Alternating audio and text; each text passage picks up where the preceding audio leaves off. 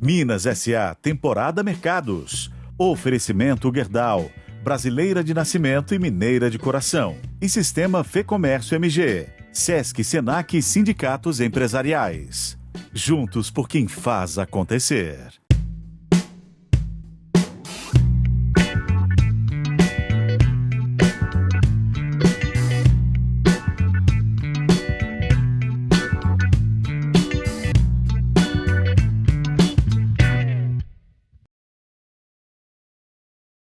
Olá, tudo bem? Estamos em mais um episódio da temporada Minas S.A. Mercados. Hoje eu estou com o CEO da Gerdau, Gustavo Werneck. Gerdau, que é a maior produtora brasileira de aço. Gustavo, muito obrigada por estar aqui de novo, com a gente nessa temporada. E na sede da Gerdau, em Minas Gerais, uma sede nova, transferência da área de mineração e aços planos para Minas Gerais. Que importância, e muito obrigada. Para mim, é um prazer e satisfação, porque a gente conversar com pessoas que a gente admira, pessoas que têm contribuído de uma forma decisiva para falar de negócio, falar das empresas. Então, um enorme prazer, uma alegria participar contigo aqui hoje. Muito obrigada, Gustavo, para a gente também, viu? E aí eu queria começar falando sobre isso, essa importância dessa transferência para cá. Recentemente, o Jorge Gerdau esteve aqui, fez o lançamento do livro dele, e ele me disse uma frase que me marcou muito, que foi a seguinte: olha, a Gerdau está de corpo e alma em Minas Gerais, que é importantíssimo, é um ponto-chave para a siderurgia brasileira estar em Minas Gerais, Essa confiança toda em Minas, ela também parte de você, Gustavo? Eu, como um bom mineiro, assim, eu até aproveito a tua colocação, lembro do Milton Nascimento, Todo artista tem que ir aonde o povo está, Exatamente. Então, traduzindo isso para o negócio, nada mais, diria, justo, importante do que voltar para Minas, e estar aqui junto dos mineiros, já que a Gerdau, hoje em Minas, ela representa 60% da nossa capacidade produtiva e dos nossos negócios em Minas Gerais. Então, a gente, de fato, é mineiro de coração, e uma demonstração disso, a decisão que eu pessoalmente tomei de voltar a morar em Belo Horizonte e trazer minha família comigo, Meus filhos já estão na escola aqui em Minas, então uma alegria grande estar de volta, porque o estado de Minas Gerais, de fato, ele é o presente e é o futuro da Gerdau no Brasil. Veio com o Adriano e os meninos, tá todo mundo aqui. Quer dizer, não é só abrir uma sede de parede aqui em Minas, é se instalar em Belo Horizonte, você, no comando da operação mundial, estar morando em Belo Horizonte e tomando todas as decisões a partir de Minas. Porque a vida, ela transcende o horário comercial, Então, a vida precisa ser vivida além dos horários que a gente está no escritório. Sim. Então, levar meus filhos na escola, viver intensamente os acontecimentos de Belo Horizonte, de Minas Gerais, nos finais de semana.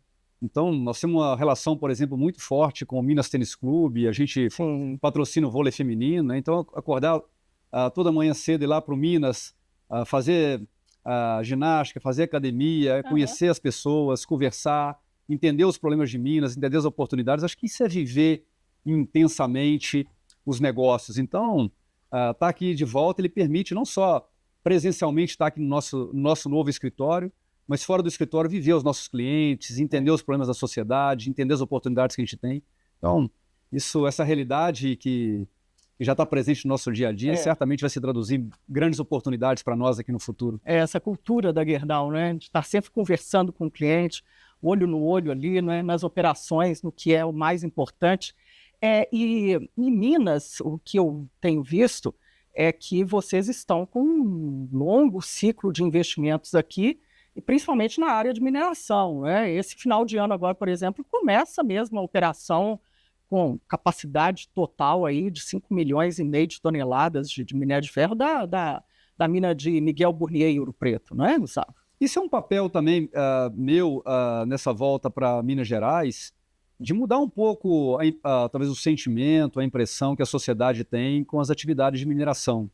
Então nós estamos com um investimento muito significativo de mineração aqui no estado, mas uma mineração totalmente sustentável, sem uso de barragens, mineração que coloca as melhores práticas disponíveis no mundo a serviço dos nossos negócios. Então, investimentos muito significativos. A nossa mineração não é para vender minério para outras empresas, não é para exportar, é uma produção para consumo próprio, especialmente na nossa usina de Ouro Branco, mas um investimento que ele traz não só um ganho econômico para a companhia, mas um ganho social, um ganho ambiental. Então, para nós, equilibrar todos esses fatores é fundamental. Então, o investimento está agora numa fase mais acelerada e, final do ano, a gente pretende inaugurar esse investimento de mineração, que vai ser fundamental para o crescimento da nossa capacidade, dos nossos produtos de aço, especialmente na nossa usina de Ouro Branco.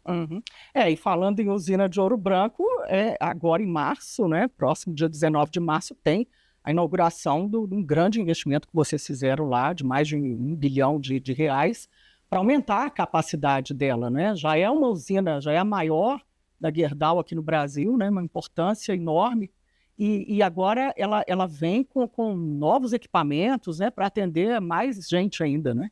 Exatamente, o mineiro tem muito orgulho da Açominas, né? Quando ela foi criada na época pelo governo federal, pela Siderbras. Então, a Açominas ela foi criada naquele momento para produzir o que a gente chama de produtos semi-acabados para exportação. O grande objetivo era, através do minério, produzir aço para exportação.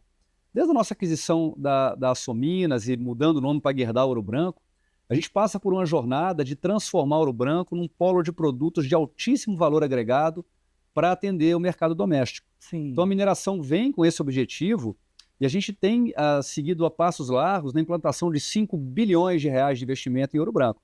Uma dessas fases de 1 bilhão vai entrar agora. Então nós vamos produzir uma capacidade adicional de bobinas a quente para atender mercado doméstico. Então já é um passo importante para que Ouro Branco se torne uma plataforma muito decisiva no estado de Minas Gerais para atender todo o presente e o futuro do mercado consumidor de aço, que cada vez evolui mais, cada vez tem necessidades de produtos de alto valor agregado, produtos com capacidade técnica cada vez mais elaborada. Esse investimento total de 5 bilhões, ele termina agora esse ciclo, Gustavo? Ele prossegue com mineração e ele vai prosseguir depois dessa fase agora que nós vamos colocar em operação em março. Existem outras etapas desse investimento. E o nosso plano, à medida que a gente for encontrando, como a gente vem encontrando no estado de Minas Gerais, um estado muito aberto a investimentos, um estado que que dá peso adequado aos empresários, que consegue equilibrar as necessidades da sociedade e a necessidade de empresas privadas estarem aqui. A gente certamente vai continuar com os investimentos, porque o Brasil ele é o nosso país principal, estamos aqui há 124 anos, Minas Gerais é o estado principal, então nada mais natural que a gente continue investindo de uma forma muito decisiva aqui no estado de Minas Gerais. Que, na verdade, são 7,5 bilhões para mineração e essas renovações aí das plantas, né, das usinas da Gerdau no Brasil, né? Esse investimento, depois ele continua, né? Porque para colocar em operação depende mais ainda de recursos, né? Exatamente. A gente tem colocado cerca de 6 bilhões de reais de novos investimentos todos os anos. A grande parte disso está em Minas Gerais. Então aqui a gente não anuncia não só os investimentos do ano, mas um programa de médio prazo. Então esses 7 bilhões em Minas Gerais é um programa de alguns anos. Parte dele está sendo inaugurada, mas nessa jornada de transformação de Ouro Branco num enorme polo de produção de aço de alto valor agregado, a gente tem outros passos, a gente tem outros sonhos que certamente serão implantados nos próximos anos num estado que nos acolhe tão bem como é Minas Gerais. Tem muita coisa ainda para vir, né? Especialmente os investimentos sociais, né? Porque nesse amadurecimento que nós tivemos como empresários ao longo dos anos, né?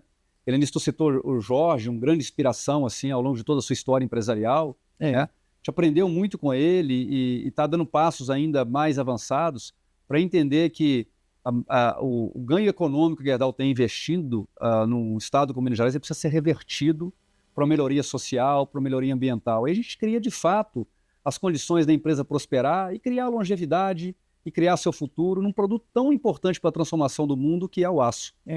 e devolver para a sociedade tudo que ela teve até hoje, não é? Tudo que ela conquistou nesses 124 anos de Brasil, que não é pouca coisa, né? Longevidade num país como esse, com tantos desafios, é o dia a dia, né? De se manter vivo e ter essa entrada na sociedade, né? O que pode ser feito na sociedade, né?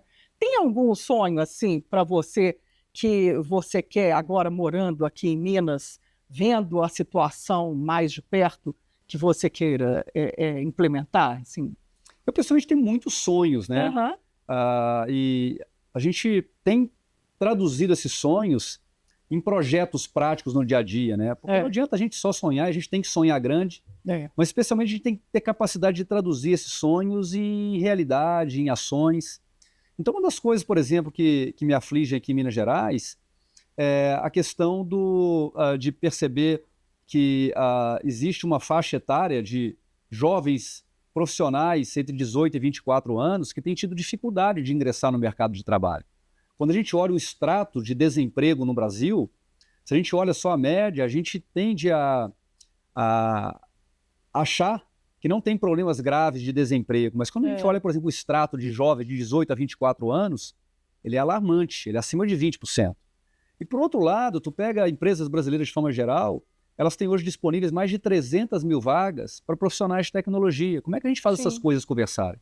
Então, um programa que nós temos desenvolvido aqui em Minas Gerais com a Fundação Dom Cabral é melhorar os programas de jovem aprendizes, que por força da lei, todas as empresas têm que colocar um percentual do seu quadro de funcionários como jovens aprendizes.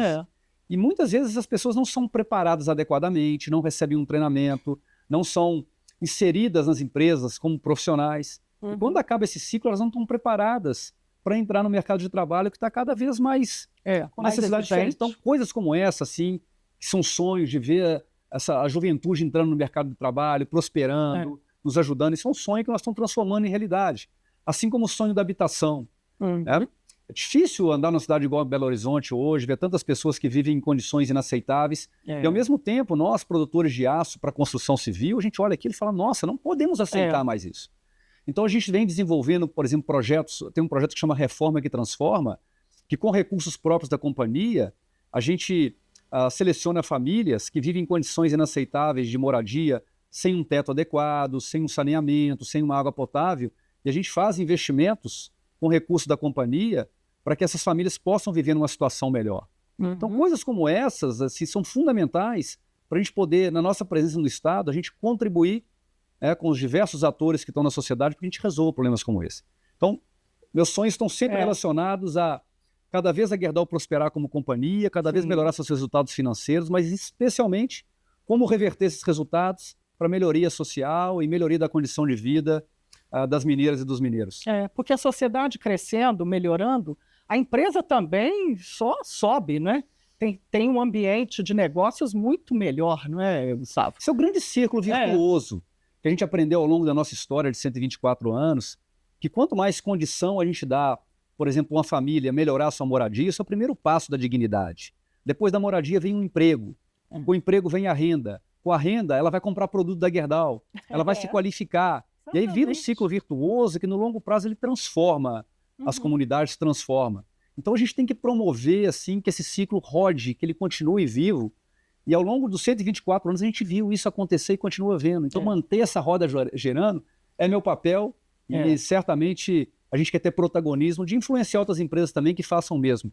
É o papel social também de um CEO hoje que não dá mais para dissociar essas imagens, não é? Ele tem que performar para a empresa, tem que reportar dividendos para os acionistas, mas ele também tem que ter um olhar para a sociedade, né? Um morador de rua, o que pode ser feito, né? Conversar com os agentes públicos, né? Ter todo esse sincronismo. Exatamente, aí reforço a nossa conversa inicial da importância de estar presente aqui.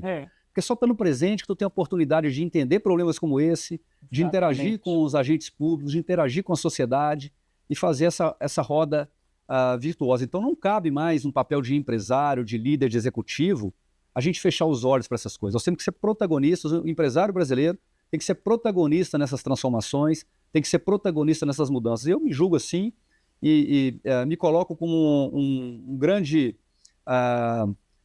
cidadão ou líder que pode contribuir de forma decisiva para influenciar outras pessoas que façam o mesmo. Aí a mágica acontece, né? Vai inspirando outros, dá um efeito dominó aí, né? Em outros CEOs também, Exatamente. em outros dirigentes de empresas. No fundo, a gente não lidera pelo que a gente fala, a gente lidera pelos exemplos. Desde criança a gente aprende isso, né, na nossa casa. O exemplo faz mais diferença do que a palavra. Sim. Então tá aqui dando exemplo, a gente quer muito inspirar que outras pessoas e outras empresas façam o mesmo, né? Porque imagina a capacidade ilimitada que nós temos de trabalhar em conjunto, né? Toda a sociedade civil, sociedade privada, as empresas privadas, para contribuírem para isso. Então não dá mais, nesse mundo, para um empresário, para um executivo, fechar os olhos para as dificuldades e para os problemas que a gente enfrenta no nosso dia a dia. Nas cidades onde a gente vive, onde a gente trabalha, onde a gente tem os nossos negócios. E falando em negócios, quer dizer, vocês têm um impacto enorme, a Gerdau, nas cidades onde ela atua, não é? Ouro Branco, Divinópolis também, vocês estão fazendo investimento lá de 100 milhões, né? Essa região de Ouro Preto, que vai mudar a cara com a mina de Miguel Burnier. Qual que é aí agora, o que a gente pode pensar de impacto em produtos, em geração de valor para o Brasil a partir desses novos investimentos da Gerdau? As contribuições elas são ilimitadas. Muitas vezes a gente olha só o impacto econômico de pagamento de impostos, né? Quando a gente olha a Gerdau, por exemplo, do estado de Minas Gerais, só de ICMS a gente recolhe acima de 700 milhões de reais, né, por ano. É muito importante para gerar economia. Mas os impactos eles transcendem, né? Esse pagamento de impostos ou a contribuição econômica. De empregos, né? Vou dar um exemplo prático assim que é um tema muito importante para as pessoas que circulam, por exemplo, ali na região da BR-040. Esse investimento nosso em mineração, nós tomamos a decisão de construir um mineroduto que vai ligar a nossa mina na usina de Ouro Branco. Com esse mineroduto, nós vamos tirar por dia 400 caminhões que circulam nessas estradas. Que é um grande problema, né? Até um gargalo, né? De gargalo. Então não dá para a gente fazer um investimento desse se a gente não tiver um olhar muito profundo para os impactos que nós podemos. Então, se é um impacto social do ponto de vista da segurança das pessoas, ele é um impacto ambiental no que tange a redução de emissão de gases de efeito estufa. Então, os impactos são ilimitados, porque a gente quer muito assim que com esse investimento a gente desenvolva as comunidades locais, a gente quer que as pessoas que trabalhem com a gente, elas vivam ali, elas sejam qualificadas. Então, para nós, assim, esse olhar mais completo daquilo que se chama de ESG, de sustentabilidade, que faz parte da nossa vida de muitos e muitos anos, isso está cada vez mais maduro na companhia e cada vez mais a gente quer gerar valor que ele ultrapasse a geração de valor econômico. Então, para nós, esse olhar assim, ele está muito presente no nosso dia a dia. Gustavo, me conta um pouco mais aí, já que você falou do mineroduto, né? Ele sai da mina de Miguel Burnier, em Ouro Preto, e ele vai até onde? Qual que é a extensão dele? Ele vai levar esse minério até onde? Então, nós estamos construindo em cima de um ativo minerário que nós temos em Miguel Burnier, um novo investimento que vai ter uma capacidade de 5 milhões de toneladas de geração de minério. E esse minério produzido, ele precisa ser levado para a nossa usina de Ouro Branco, porque a gente produz minério para consumo interno. Então a gente tinha a alternativa de movimentar esse minério via caminhão. Você colocaria o minério no caminhão, levaria. Só que nós tomamos a decisão de fazer um investimento adicional para construir um mineroduto, né? Na verdade uma grande tubulação que pega esse minério junto com a água, ele sai da mineração e vai dentro de Ouro Branco. Lá a gente tira a água, põe o minério para utilização e essa água é recirculada para ela trazer de novo. Então, o impacto ambiental, do ponto de vista de utilização de recursos naturais, ele é mínimo, porque essa água é toda recirculada. Então, são esses cuidados assim, que a gente precisa ter para utilizar a máxima tecnologia disponível, aquilo que realmente é viável, para a gente poder construir projetos que ele tragam, não só, como eu comentei, impactos na competitividade, e maior valor agregado para os nossos produtos, mas que a sociedade olha e fala assim, a empresa está fazendo o que é certo. Ela está contribuindo de forma decisiva para a qualidade da minha vida, para a vida da minha família, e aí a comunidade olha para a empresa e fala, é uma empresa que eu aceito estar aqui do lado como vizinha, porque ela está fazendo as coisas certas, está de fato contribuindo para a minha vida, para a melhoria da vida da minha família. Então esse olhar humano, ele é muito importante que as empresas tenham, porque no fundo, é cada pessoa, é cada família que vai olhar para nós e falar assim, que bom que a Gerdau está aqui do nosso lado. Então essa preocupação ela é muito presente no nosso dia a dia. Ela está fazendo diferença na vida das pessoas e não só na teoria, né? Na divulgação de resultados ali para ela, né? E para o mercado. E as pessoas olham cada vez mais e, no meu ponto de vista, essa licença para operar, que cada negócio tem que ter, não só um negócio industrial como o nosso, cada vez mais as empresas precisam olhar isso. Porque se alguém levantar a mão e falar assim, essa empresa não está fazendo o que deveria ser feito, vai haver um questionamento e as empresas vão ter dificuldade de lidar com isso. Então a gente quer trabalhar previamente, ouvindo as comunidades, ouvindo as pessoas, para que de fato crie valor para a vida de cada ser humano que vive ali, nos locais onde a gente atua. Aí sim a gente vai estar fazendo o nosso papel como empresário. A imagem da empresa, né? Como que vocês estão fazendo com o rejeito? O que vocês pensaram para o rejeito da mineração? Que gera mesmo, né? E não temos mais as barragens a montante. Como é que vai ser lá? O que vocês pensaram? A própria palavra rejeito, né? Assim como a palavra siderurgia, eu venho descontinuando ao longo do tempo, ela remete a sentimentos, talvez, do passado. Sim. Então, a siderurgia, quando tu fala, por exemplo, siderurgia para uma pessoa, ela lembra daquela produtora de aço cinza, soltando fumaça, talvez da época da Segunda Guerra Mundial. Hoje a gente entra na planta produtora de aço, por exemplo, à base de sucata, tem nada se colocar alguém lá e falar, onde é que eu tô, né? O que produz de tão assim, limpo, né? Tão tecnológico. Tão tecnológico. Coisa, né? Então, essa questão para nós, assim, ela, desses cuidados, assim, ela é fundamental. Então, mudar essa imagem para nós é muito importante. Então, onde hoje, no passado, as pessoas achavam que é rejeito, para nós hoje é um coproduto. Porque a gente está buscando o limite de tecnologia para que cada antigo rejeito ele vire matéria-prima para outra indústria. Ele seja reutilizado. Então hoje, assim, nós estamos nesse caminho de, por exemplo, desenvolvendo que o antigo rejeito de mineração, hoje ele vira um tijolo, para ele ser utilizado numa construção de uma casa para uma pessoa que vivia numa condição inaceitável. Olha, que maravilha. Essa busca ela é interminável, né? Da gente cada vez mais transformar os rejeitos em coprodutos. E nesse processo de produção do minério, antigamente, quando se levava isso para a barragem, isso a tecnologia a gente já mudou há alguns anos. Então, esse investimento nosso, ele é todo a gente chama de empilhamento a seco. Ao invés de tu colocar água, tu cria um rejeito, ele é colocado numa pilha com um risco ambiental muito diferente do que era anteriormente. E podemos, à medida que as tecnologias forem evoluindo, no futuro usar todo esse rejeito, de fato, num coproduto que ele pode virar matéria-prima para uma enormidade de aplicações. Sim. Então, existem muitas pessoas, muitos professores, muitos acordos com instituições de ensino, buscando cada vez mais utilizar esse rejeito para virar coproduto. Então, essa é uma jornada que a gente está muito enfronhado. Eu tenho certeza no futuro que a gente vai chegar no momento em que todo o antigo rejeito ele seja coproduto. E isso impacta até no custo da produção de uma obra, né? Que tem todo um detalhe aí de inflação e tudo, né? Cada vez maior, né? Então, quer dizer, vai popularizando e democratizando, né? Sim, ele pode ser utilizado para resolver esses problemas habitacionais no Brasil. Já está no mercado? Então, nós já temos plantas piloto produzindo isso. Então, por exemplo, você vai no projeto Geminar, que é um projeto que a gente... um projeto ambiental que nós temos ali em Ouro Branco, a gente já construiu uma casa feita com isso para as pessoas entenderem. Então, agora o objetivo é a gente cada vez mais colocar tecnologia para que isso escale, para que isso se torne uma realidade. E o objetivo nosso principal com investimentos como esse não é competir com outras tecnologias maduras da construção civil. A gente possa utilizar isso como investimentos sociais para que a gente possa resolver esses problemas que a gente vem comentando aqui, da gente não poder aceitar mais a condição que algumas pessoas hoje vivem no Brasil. Sim. Gustavo, Ouro Branco, aí vocês inauguram essa nova fase, né, do laminado para bobinas a quente.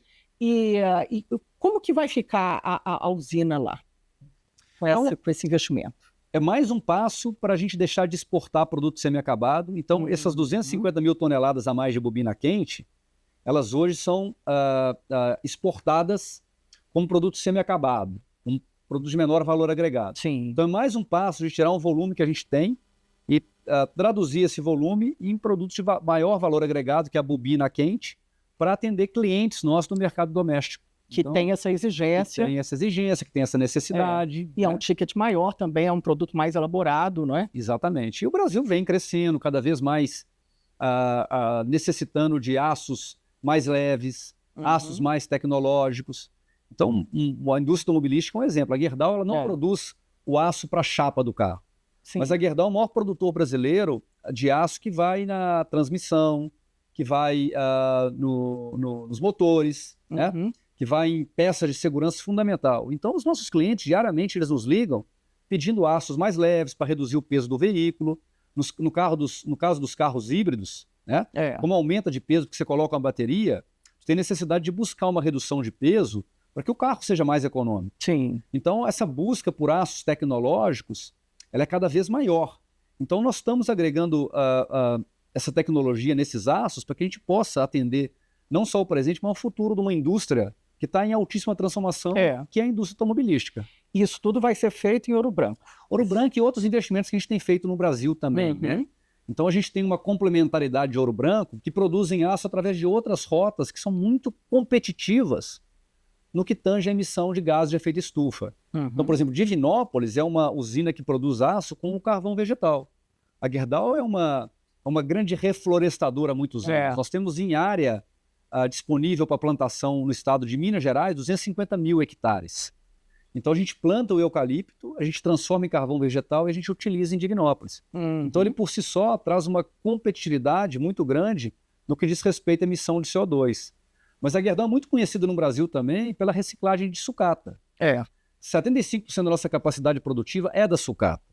Legal, Então, isso já está em 75%. 75%. Então, ela é uma rota produtiva que ela emite até 10 vezes menos de gás de efeito estufa, ou CO2, do que um processo tradicional. Então, aquela bicicleta velha, aquele fogão que ninguém mais usa, a gente recolhe isso, né? E muitas vezes a gente está nas ruas, a gente está vendo aquele catador de sucata, né?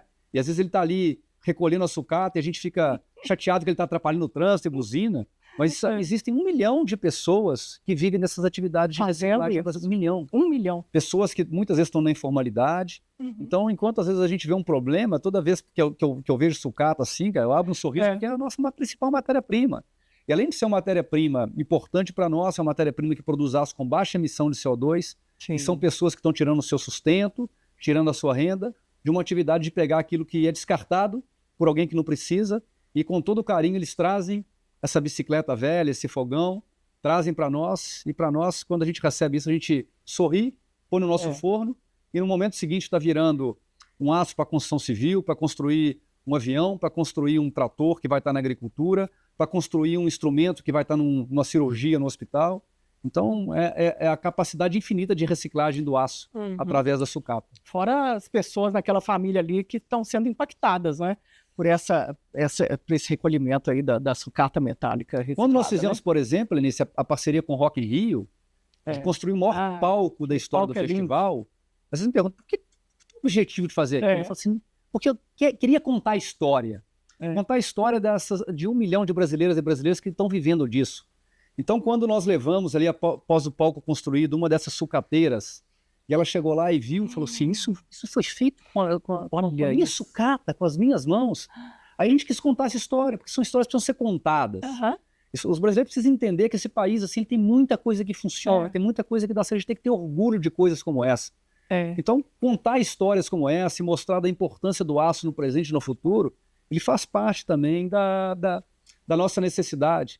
Por isso que conversas como essa, de ter a oportunidade de contar essas histórias e mostrar a importância do aço, mostrar a importância da Gerdau para o estado de Minas Gerais, para nós, assim, é uma enorme alegria, porque são parcerias que a gente constrói de falar de coisas boas, de coisas que funcionam, de coisas que dão certo. Benignas, né? Ambientes de negócios, desenvolvimento, né, Gustavo? Você falou aí do palco mundo lá, do Rock in Rio. E as pessoas olham, né? E quando elas ficam sabendo que é um aço brasileiro, de uma empresa brasileira, elas olham e falam, mas é mesmo aquele palco ali, né? Dá uma alegria, né? E um orgulho nas pessoas, né? De ver que aquilo ali está fazendo parte da vida delas. Né? Exatamente. Ao mesmo tempo que a gente está falando disso, toda a necessidade de transformação do mundo, no que diz respeito a mudanças climáticas, ela vai passar pelo aço. Não dá para fazer, por exemplo, um aerogerador, né? alguns chamam lá do catavento, lá gigante, para produzir energia eólica. Eólica. Aquilo é aço É desde, aço puro, né? desde a fundação Aço Gerdau, toda aquela coluna a gente faz com aço aqui de Ouro Branco. Aquelas pás gigantes a gente faz com aço que a gente produz lá no município de Pindamonhangaba, em São Paulo. A transição energética via fazendas solares, toda a parte de suporte dos painéis solares feito com aço Gerdau. Então, o futuro da humanidade, né, ele vai passar pelo aço.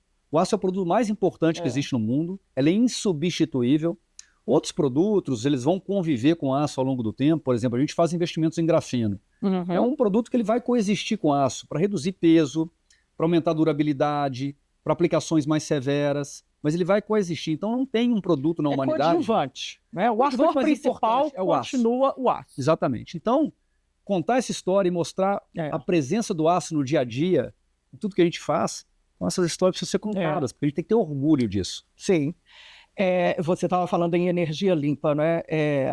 Aí eu pesquisando para fazer a entrevista, vi que a Gerdau é a quinta maior consumidora de energia do país, né? Quer dizer, e aí ela agora está também numa jornada de caminhar para construir usinas eólicas, vai inaugurar também em breve aqui em Arinos, em Minas Gerais, né?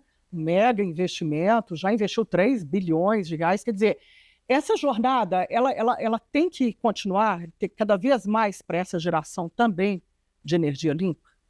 Essa pergunta é importante, Helenice, porque ela me dá a oportunidade de reforçar que em todo esse debate atual que está acontecendo sobre os temas de sustentabilidade, a pergunta, Gerdau, vai continuar? Vai continuar. Porque sempre, para nós, isso teve assim, uma busca de performance de curto ou médio prazo, ou econômica, ou social, ou ambiental. Então, os investimentos que a gente tem feito em energia renovável, a gente não faz só porque é moderno, porque é bonito, porque as empresas têm que falar. Que é moda, né? Que é moda. Esses investimentos, eles trazem, de fato, o benefício de curto e médio prazo para a companhia. Então, esses investimentos, por exemplo, que nós estamos fazendo aqui no município de Arinos, em Minas Gerais, de enormes fazendas de energia solar, eles trazem como benefício uma redução de custo para nós de energia. Já que nós somos empresas assim, eletrointensivas, consumimos muita energia elétrica, então, a gente ter essa capacidade sendo gerada dentro de casa com energia renovável, ela traz todas as questões ambientais, todo o ganho ambiental, mas ela traz uma economia de custo para nós também. Então, a gente vai continuar nessa jornada ao longo dos próximos anos, identificando oportunidades de investir em energia renovável, porque isso é bom para o planeta, mas ela também é bom para os nossos resultados. Então, essa é uma jornada que ela vai continuar presente no nosso dia a dia. Falando em resultado, assim, estava vendo divulgação até o terceiro trimestre do ano passado, você já tinha conseguido economizar aí R$1 bilhão, né? É uma jornada também da empresa para melhorar a produtividade e melhorar os ganhos e passar uma imagem para o mercado de que está de olho ali nos custos, né? Quer dizer, isso é muito bom também, não é? Para gastar no principal, no core business da empresa, não é? Que é a produção de aço. Isso não é fácil empresariar no Brasil. Não é fácil. Não. Nós estamos há 124 anos aqui e a gente vem acompanhando ao longo do tempo como tem sido difícil a decisão do empresário de investir, de produzir no Brasil. A gente falava de energia, nós temos, por exemplo, aqui no Brasil, uma dificuldade muito grande com o custo do gás natural. Enquanto, em média, nos Estados Unidos, a gente paga $3, né, por milhão de BTU, aqui no Brasil a gente paga $16. Nossa. 4 vezes a mais. Tá? E lógico que isso vai impactar. Então, imagina quanto de oportunidade de economia eu tenho que fazer. Tem que ser assim, acordar pensando nisso, dormir pensando nisso, porque eu não consigo competir quando dá uma diferença tão grande assim de preço. Estou citando só o exemplo do gás natural. E a gente tem gás. Então, o Brasil, se tivesse mais disponibilidade de gás natural, se tivesse um gás natural de custo competitivo, isso seria absolutamente revolucionário do ponto de vista da indústria, na sua competitividade, na sua capacidade de exportar, mas também do ponto de vista de transformação ambiental. Que o gás natural ele nos permitiria emitir muito menos CO2 do que outras fontes de energia não renováveis. Então, esse 1 bilhão a mais que a gente teve é um esforço adicional que nós fizemos, buscando o limite do que a gente pode de tecnologia, de inteligência artificial, de algoritmos, de preditivos, para a gente melhorar a nossa performance e poder competir. Então, essa luta de competir no Brasil, ela é diária, porque não é fácil a gente empresariar aqui no Brasil. Então, para nós buscar diariamente oportunidades de ser mais competitivos, faz parte da nossa vida, porque senão a gente morre, a gente não sobrevive. Inclusive também no endividamento, né? Assim, vocês têm índices incríveis, né? 0,32 vezes o EBITDA. Quer dizer, tem empresa aí com mais de uma vez e já está comemorando. Quer dizer, vocês estão com endividamento baixíssimo, alavancagem baixíssima, né? 3 bi, 700. Isso também dá uma robustez e uma sensação no mercado de que a empresa ela tem muito ainda por fazer, né, Gustavo? Dentro de toda a evolução cultural pela qual a gente passou nos últimos anos, né, a gente procurou assim incorporar os atributos culturais de uma empresa centenária, aquelas coisas que nos ajudaram, mas também colocando cada vez atributos mais modernos, que a gente possa ao mesmo tempo utilizar o passado e o presente como elementos da cultura que nos permitam evoluir. Então, um atributo importante da nossa cultura foi ter mais tolerância a erro, né? A gente ser uma empresa mais ágil, que a gente possa corrigir as nossas rotas ao longo do tempo. Então, a gente sempre pensa o seguinte, não tem problema errar, mas não vamos cometer os mesmos erros. Então, nós aprendemos há muitos anos atrás de que trabalhar com uma empresa muito alavancada, com nível de dívida muito alto, ele pode trazer problemas. Então, pega um cenário agora de juros mais altos. Nossa. Imagina a gente navegar agora numa empresa produtora de commodity com balanço muito alavancado. Então a gente buscou, e não foi fácil chegar, foram quase 10 anos de desinvestimentos, de só buscar estar nos países que realmente a gente faz a diferença, para a gente chegar agora com um balanço, talvez dos mais saudáveis da história da companhia. Então a gente está com um nível de endividamento muito baixo, a empresa está absolutamente saudável, muito bem preparada para o futuro, o que nos abre também a oportunidade de pensar em novas avenidas de crescimento. Sim. Então a gente aprendeu, a gente passou por períodos difíceis há 10 anos atrás, com balanço alavancado, nível de dívida maior. Nós fizemos um longo e penoso trabalho para reduzir dívida. Então a gente chega agora e a gente não vai deixar a empresa se endividar de novo. Então a gente vai ser muito austeros, a gente vai ser muito diligente no sentido dos investimentos que nós fizemos no futuro. Eles, de fato, precisam trazer benefícios para a gente melhorar os nossos resultados e para a gente não trazer uma alavancagem alta como a gente teve no passado. Então, o momento agora mostra a importância da gente ter feito isso. E o mercado agora, ele vai também mostrando outras demandas, né? Outras necessidades de investimentos, né? Você falou aí das placas de aço para carro híbrido, elétrico, uma coisa que vocês já estão aí com uma demanda boa, né, nos Estados Unidos, né? A usina lá de Michigan, estava vendo, já está de produção de aços especiais, já está com essa demanda, né? México, o que isso também demanda um investimento alto e o mercado quer isso agora, quer esse tipo de aço? Cada vez mais, e aí desafios que nós enfrentamos no dia a dia, que a gente não pode esperar o cliente pedir para a gente investir. O investimento de uma nova tecnologia na produtora de aço, ele demora 3, 4 anos. Então a gente coloca o dinheiro na frente e o capital não é barato. A gente tem que colocar bastante investimento para poder fazer uma transformação dessa tecnológica. A gente coloca esse investimento num país assim, que tem dificuldade, como eu comentei, de investir, né, de competitividade, esperando que o mercado venha na frente. Então, não é fácil assim, tocar um negócio, onde tu coloca bilhões de dólares adiantado para preparar uma indústria, uma transformação, esperando que o teu cliente lá na frente te traga o pedido. Mas a gente aprendeu a fazer isso. Então, a gente nunca pediu proteção para ninguém, nunca pediu um favor para o governo, porque a gente quer ter condições de competir de igual para igual. Então, nós estamos agora colhendo os frutos de investimentos que nós concluímos no passado para deixar a nossa produção absolutamente atualizada para atender um mercado que agora é a realidade. A gente acredita que o segmento de veículos híbridos vai crescer bastante no Brasil. Então, hoje nós temos uma capacidade altamente atualizada para atender essa demanda de aço para um mercado automobilístico que se transformou muito. Né? Você já está sentindo essa demanda aqui no Brasil ou é só lá na operação que vocês têm? Não, diariamente. Cada vez mais os clientes pedem uma especificação nova de aço. E a importância da ttecnologia e da transformação digital. Alguns anos atrás, o cliente pedia um determinado aço para eu responder para ele se eu poderia ou não entregar esse aço. Às vezes eu fazia uma corrida no forno, né? Aquilo não funcionava, aquilo virava uma sucata para mim.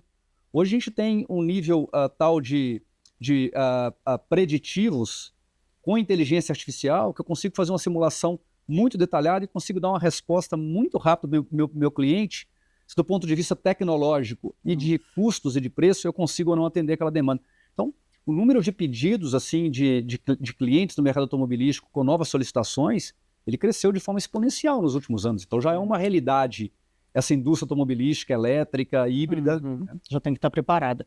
Você falou aí de trabalhar em condições iguais. E aí a gente vem com uma jornada aí que a gente viu, começou no ano passado, em maio, o governo aumentou o imposto de importação do aço em 25%.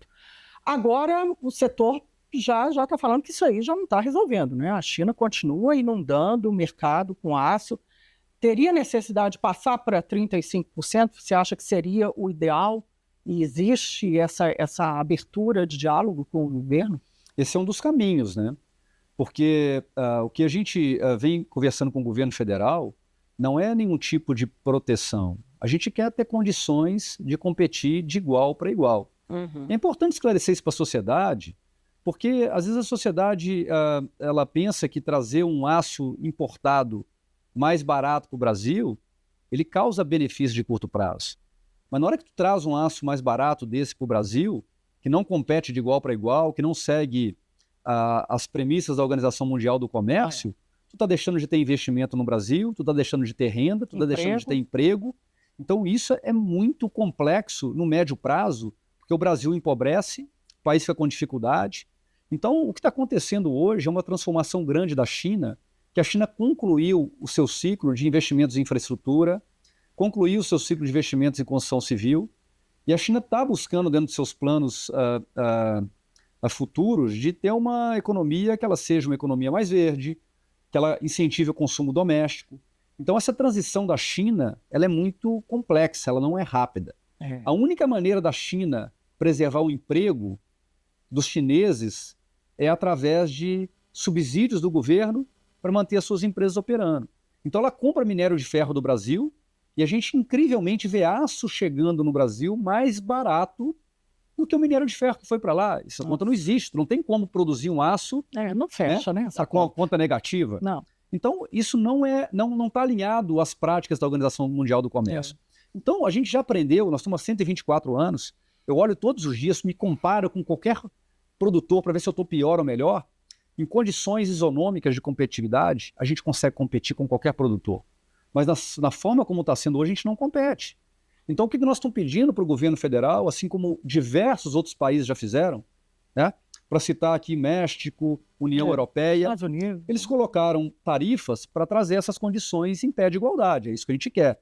Então, ano passado, o governo implantou uma primeira medida, um compromisso de avaliar a efetividade. Está claro que não foi efetivo.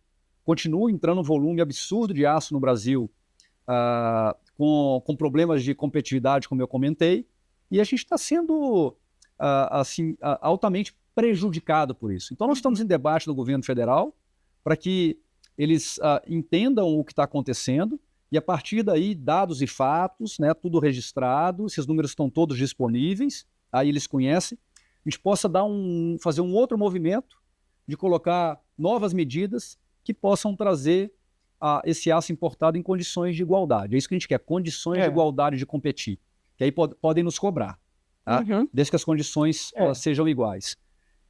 Interessante que mesmo com toda essa dificuldade, aí volta a nossa conversa inicial, nós estamos mantendo todos os investimentos no Brasil. Sim. Numa crença de longo prazo que a gente tem, que o Brasil ele tem conseguido equilibrar coisas como essa. Então, a bola agora, eu diria, está com o governo federal e a gente espera que eles sejam céleres para colocar novas medidas para trazer as condições de igualdade, de isonomia que a gente vem solicitando há bastante tempo.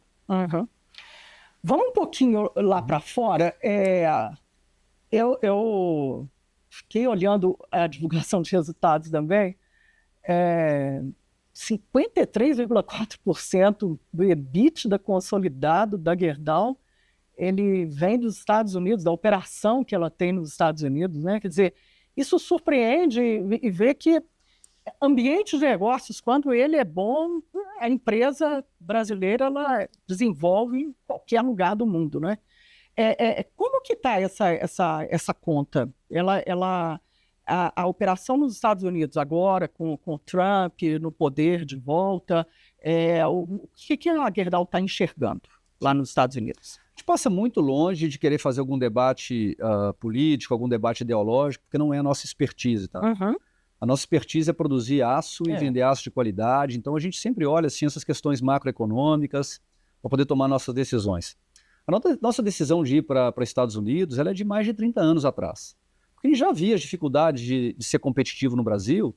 Então, nós encontramos um acolhimento nos Estados Unidos, no Canadá e até no México, para que a gente tivesse um ambiente de negócio mais favorável.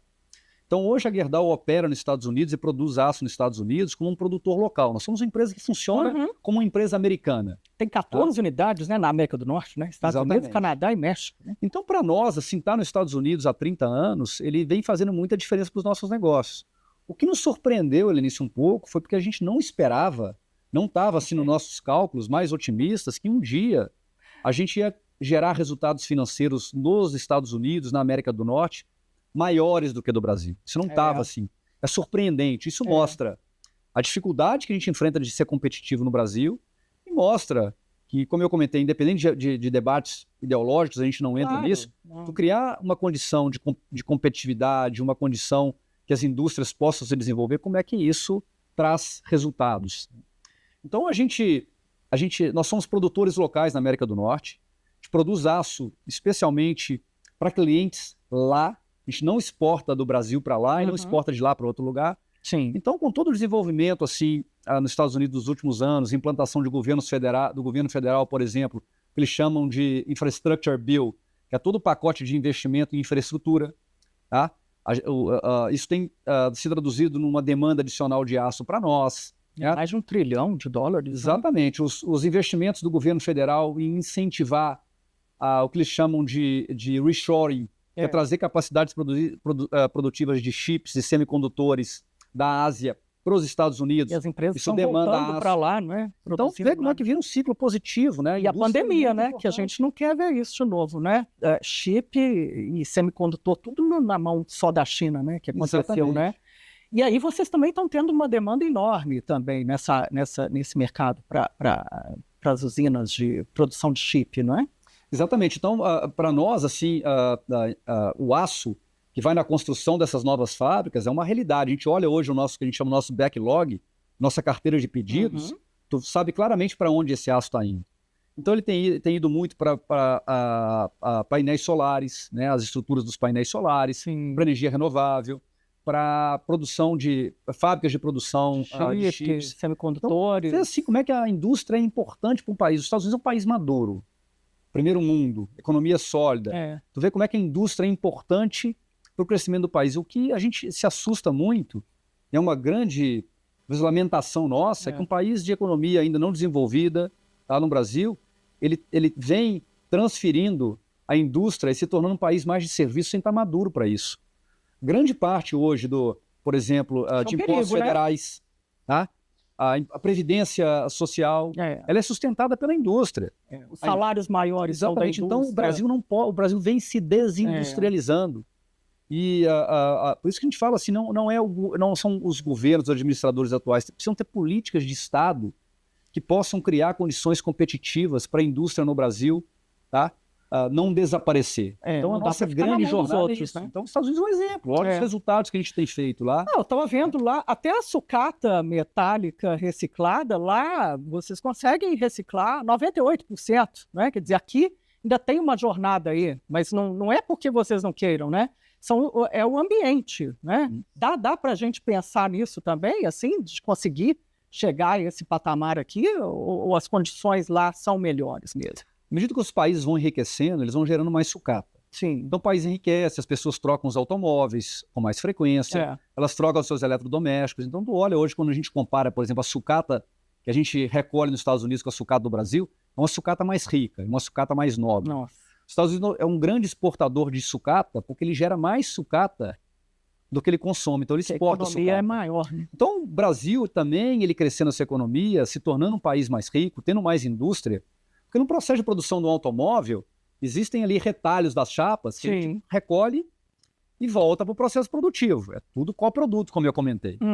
Então, para nós, assim, o enriquecimento do Brasil, ele se transforma também em competitividade para nós. Então, a sucata dos Estados Unidos ela é muito rica, assim, quando a gente recolhe. É bem diferente a realidade desse negócio de reciclagem de sucata num país desenvolvido como os Estados Unidos comparado ao Brasil. A gente tem muito mercado aqui, né, Gustavo? Indústria automobilística, por exemplo, é um carro para cada 4, 5 pessoas aqui no Brasil. Lá fora já está 1 para 1, né? E também essa questão de capacidade instalada, né? Estados Unidos estão com 90%, mais de 90% da capacidade instalada, né? Usando, né? Você dá uma inveja na gente, viu? Porque eu vejo aqui setores que não tem isso. Então, apenas, a gente estava falando agora desse investimento de R$1 bilhão que nós vamos inaugurar agora em março.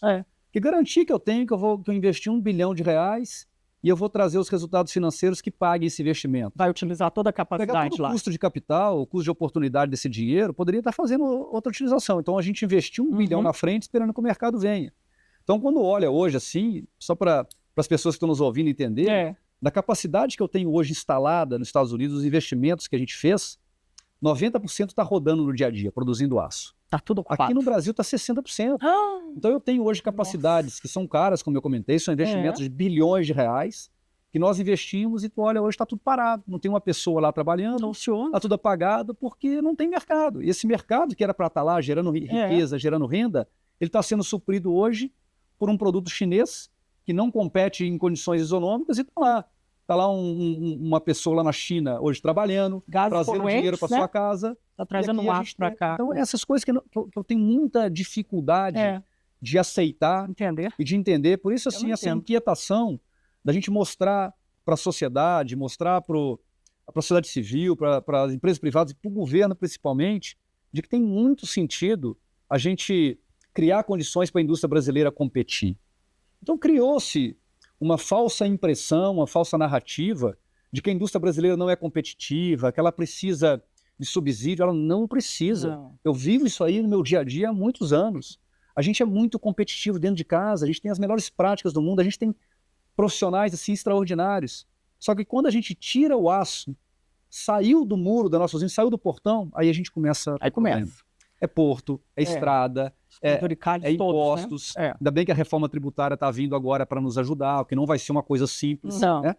Um indicador assim que eu sempre uso para comparar.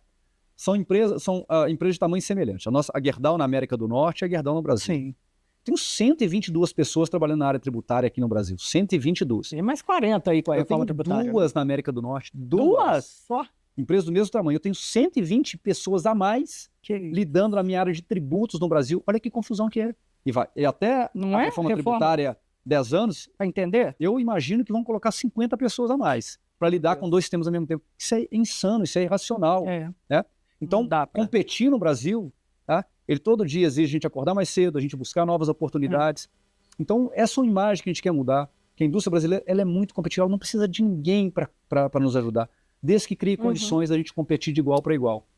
E aí você vai lá para Davos, né, que tem um fórum mundial econômico na Suíça todos os anos, a Gerdau já vai a segunda vez, agora vocês fizeram, junto com várias outras empresas, a Casa Brasil lá, para exatamente fomentar esse tipo de negócio, mostrar que o Brasil é benigno para negócios, né? Você gostou? Você achou que deu resultado? Assim, um monte de ideias novas, né? Eletromobilidade e ainda aquele índice lá da felicidade, né? Que você encontra com o pessoal. Quando você vê todos esses movimentos, assim, deu para chamar a atenção do Brasil? Eu gosto muito desses bate-papos, assim, porque eles criam a oportunidade da gente desmistificar algumas coisas. Então se criou também uma narrativa, talvez, não sei de onde veio, assim, de que Davos é um local onde são grandes ideias que não são implantadas, um debate teórico e tal. Isso não é Davos, tá? Davos é um local onde atualmente se respira negócio. Então tem a área central, onde são os grandes debates. Por exemplo, o debate da empregabilidade dos profissionais que perderão seus empregos com a inteligência artificial. Isso é um problema. As empresas têm que cuidar disso.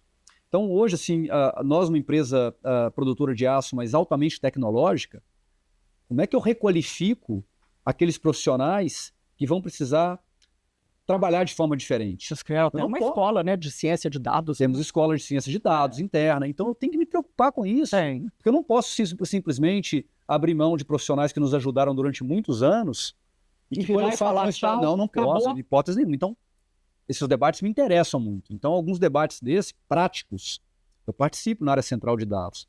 Mas saindo da área central, onde as empresas criaram, como a gente criou a Casa Brasil, ambientes de negócio, onde a gente conecta com outras empresas, a gente vê as tendências.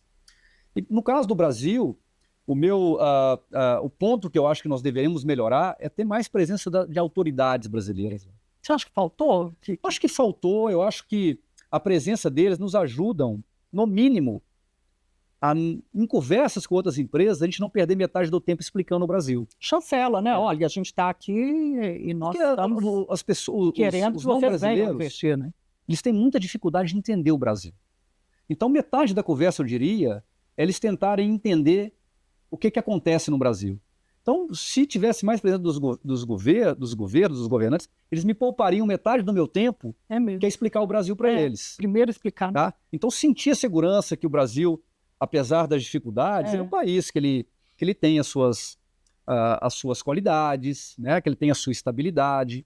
Então ajudaria, porque eu já pegaria e passaria a falar dos meus negócios, das minhas oportunidades. E não ter que explicar. Não ter que explicar. Então, geopolítica, então são coisas assim que atrapalham. Tem inflação alta, mas tem emprego, tem renda, tem consumo, não é? Exatamente. Até explicar isso para uma multinacional.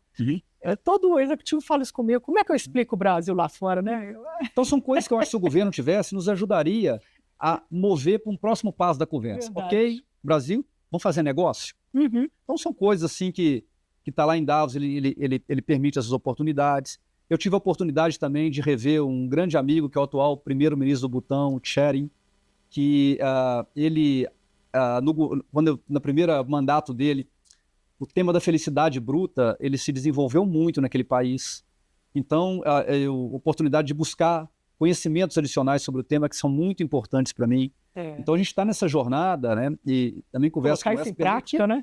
Eu vejo algumas empresas falando, vamos criar uma diretoria da felicidade. A felicidade, do meu ponto de vista, a própria tradução para o português é uma coisa meio efêmera. O que nós queremos é cuidar da saúde mental das pessoas, a dar bem-estar para as pessoas. Que é um desafio. Que é um desafio e é um problema que cresceu assustadoramente no pós-pandemia. Eu meço esses indicadores antes da pandemia. Meço claramente os indicadores de saúde mental. E percebi claramente por indicadores, não é sentimento, o quanto isso se deteriorou. Para vocês terem uma ideia, ano passado, de pessoas, colaboradores e colaboradoras e familiares que ligaram para o nosso telefone de ajuda, tá? Que transcende o plano de saúde profissional, saúde física, foram 5 mil ligações. 5 mil no Brasil. Tá? Nossa, é muito, hein? E os problemas que eles relatam e pedem ajuda, eu consigo saber um extrato detalhado disso. Então, a grande maioria das pessoas ligou pedindo ajuda em problemas de ansiedade e depressão. E aí a gente faz uma intervenção individual com especialistas. Imagina, um profissional qualquer que seja, entra para trabalhar e ele está com a cabeça na casa dele que a filha está em depressão. Não funciona, não vai dar certo. Está com o peito, né? A empresa, além de não poder utilizar o máximo potencial criativo, ela não está cuidando de um sofrimento que está lá presente. Não dá para a gente fechar os olhos para isso. Não dá para dissociar, né? Olha, eu vou fechar a porta, agora eu vou trabalhar. Não dá mais. Não existe. Então a gente faz uma intervenção com especialistas, tá? Para poder solucionar problemas como esse. Então a gente viu, por exemplo, o tema das bets, dos jogos. Ele, no ano passado, ele cresceu muito. Assim, colaboradores pedindo ajuda porque utilizaram o salário que ganham no jogo e estavam desesperados, não tendo comida para colocar em casa. Então, a minha busca por esse tema no Butão e a busca por essas conversas, ele não é criar aquela felicidade, é de fato como é que a gente pode colocar abordagens profundas para ajudar as pessoas a terem mais felicidade no sentido de bem-estar. Então, aprendizados, por exemplo, a gente aprendeu que quanto melhor é o sono das pessoas, tá, mais felizes elas são. Então, como é que a empresa pode criar planos para ajudar as pessoas a dormirem melhor? As pessoas que fazem voluntariado, que usam o seu tempo livre para ajudar os outros, são mais felizes. Então, cada vez mais a gente criando situações em que os nossos colaboradores possam ser voluntários para ajudar as pessoas que precisam. Então, são pequenas coisas assim que a gente olha e fala, cara, faz a diferença, né? E faz a diferença no time, não é? Faz a diferença na empresa, porque a empresa é gente, não é? Não tem como. Exatamente. E assim, o segmento empresarial, ele teve evoluções muito significativas nos últimos anos. Olha, por exemplo, gestão de projetos, gestão de riscos, né? Mas, para mim, o tema que menos evoluiu é o tema gestão de pessoas. Sim. Há 100 anos atrás, pega talvez o pai da administração, Peter Drucker, ele já falava, cultura deve vir antes da estratégia, né? Ele já colocava a importância das pessoas. O livro mais lido de gestão até hoje, toda a humanidade, é um livro de quase 100 anos atrás, né? Que chama assim, Como Fazer Amigos e Influenciar Pessoas, do Dale Carnegie. O livro é sensacional. E a gente fica gerando novos conhecimentos e a gente deixa de fazer o básico bem feito, que é cuidar das pessoas. Né? Dá para investir em máquina, mas investir em pessoas... Cuidar das pessoas. Imagina o potencial que as empresas perdem de acessar a criatividade, o máximo potencial do ser humano. E as empresas, da mesma forma, as pessoas enxergarem que as empresas estão devolvendo valor para elas também. Então, para mim, essa fronteira que precisa ser vencida, explorada pelas organizações nos próximos anos. Aí nós vamos encontrar um lugar onde a gente não encontrou ainda, onde vale a pena, né? A gente viver, onde a gente encontra um ambiente onde a gente trabalha e seja feliz. Sim. Então, Davos está lá, permite esses pensamentos. Então, tem sido muito útil no sentido de abrir possibilidade de explorar situações, explorar locais, explorar potenciais, que eu acho que as empresas ainda estão muito distantes de chegar. Construir esses estigmas, né? Que eu acho que é bem difícil de... Exatamente. Não é de uma hora para outra, mas vai. Tem que ter iniciativas assim para... Precisa de coragem. É verdade. Ô, Gustavo, a gente já está terminando, mas eu ainda queria passar por uma questão que também faz muito parte da cultura da Gerdau, que são as artes, né? A gente tem lá, desde Iberê Camargo, lá no Rio Grande do Sul, onde nasceu a Gerdau. Aliás, desafio enorme ano passado, que foi, né, de ajudar a reconstruir a região toda atingida pelas chuvas, né? Vocês investiram muito lá, muito além do dinheiro, né, de mais de 40 milhões de reais, mas assim, de participar daquela reconstrução, né? Vi várias visitas que você fez, né? E aqui em Minas também, o museu, o MM Gerdau de Minas e do Metal, que agora está completando 15 anos esse ano, né? Incrível essa jornada toda, ela tem que ser constante, não é? Constante. Eu, agora de volta em Belo Horizonte, esses dias, ali subi na Rua da Bahia, eu tive uma recordação de infância de ir com meus pais no Museu de Mineralogia. Não. Se eu não me engano, atualmente, aquele prédio é o Museu da Moda. Pelo que eu passei lá e vim. Eles fizeram uma modificação. Então, essa recordação, assim, ela me fez ter certeza de que esse investimento que a gente faz, de manter o Museu das Minas e do Metal vivo, tá? Ele está diretamente relacionado ao coração mineiro. Porque Minas Gerais respira minério, respira o metal. Está no nome, né? Até aproveito fazer um convite para aquelas pessoas que não visitaram o museu, vale a pena visitar. Aquilo conta a história de Minas. Então, para nós, assim, manter vivo essas lembranças, assim, a presença no Estado, através da cultura, através dos nossos antepassados, a gente contar as histórias, os aprendizados e promover as oportunidades da gente ser melhor ainda no futuro, faz muito parte do nosso dia a dia. Os investimentos em esporte que a gente faz aqui também em Minas Gerais. Fortíssimos, no fundo, assim, quando tu vai lá, cada investimento desse que a gente faz no esporte... No vôlei, no Campeonato Mineiro. Vôlei, por exemplo, no Minas. Nossa, o Minas vai completar 90 anos esse ano. O Minas é a maior instituição esportiva do Brasil, disparado. E o investimento nosso no vôlei, ele por detrás disso, ele tem escolinhas de vôlei que são colocadas com a metodologia do Minas Tênis Clube nas cidades onde a gente atua, para formar jovens atletas. Atletas que no futuro serão aplaudidos nos Jogos Olímpicos, mas a oportunidade de tirar jovens que estão muitas vezes em situação de vulnerabilidade social e dar oportunidade para eles. Não é só o risco, né? É fundamental isso. Quer dizer, você com a escolinha lá, colocou essa escolinha e está dando muito resultado. Ele falou que vê jovens que nunca teriam condição, né, de alçar um desafio desse sem esse apoio da escolinha, né?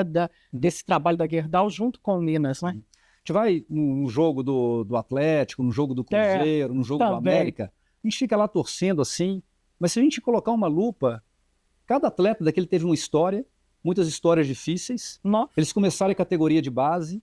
Então, muitos meninos vêm do interior de Minas Gerais para tentar a vida no esporte. Menos de 1% dos jovens, das crianças que vão para a categoria de base, eles continuam no futebol.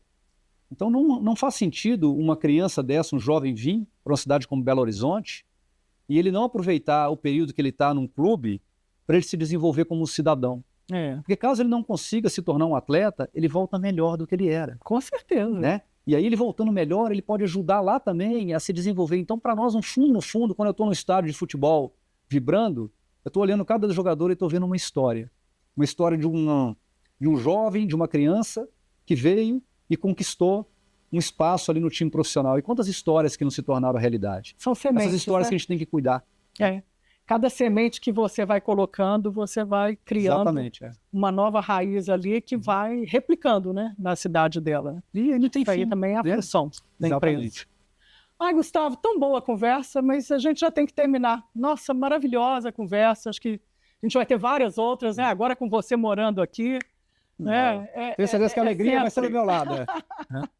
E mais investimentos que nós teremos. Então, assim, que você faça mais desenvolvimento e use isso tudo, né? Todo esse acesso à informação, tecnologia que você tem para fazer esse país crescer mais, né? Que sirva de inspiração para outras pessoas. Obrigada. A nossa força coletiva é ilimitada. Se a gente trabalhar junto, não tem desafio que a gente não possa vencer.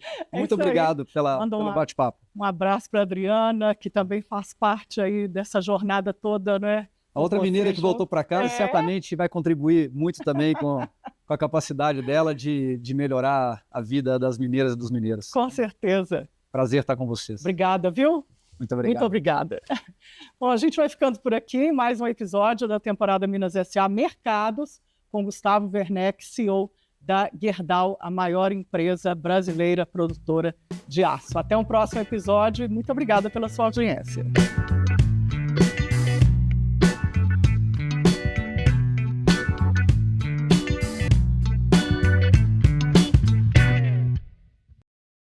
Minas S.A. Temporada Mercados. Oferecimento Gerdau, brasileira de nascimento e mineira de coração. E Sistema Fê Comércio MG. Sesc, Senac e sindicatos empresariais.